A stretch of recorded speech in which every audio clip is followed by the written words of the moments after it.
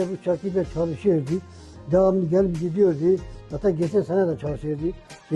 Ben çekici gördüm, hayret oldu. Dedim, sen nerede çalışıyorsun? Dedi, valla ben halk eğitime gidip çalışıyordum. Dedim, ben de geleceğim. Dedi, bana gel işte. Ben bir 6 gündür geliyorum. Ben zaten evde sıkılıyordum. Çok rahatsız oluyordum.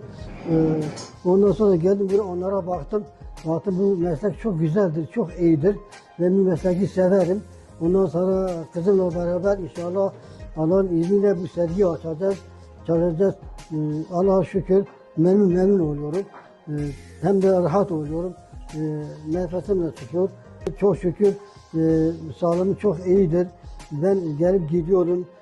Ondan sonra mesleği de seviyorum. Bu levhalayı da sağlıyorum. İnşallah hasta olacağım.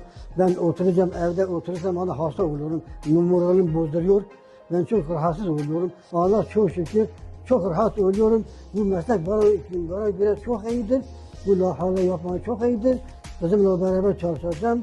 Ondan sonra Allah izniyle başka bir sergi açacağım. Başka bir yere çalışacağım.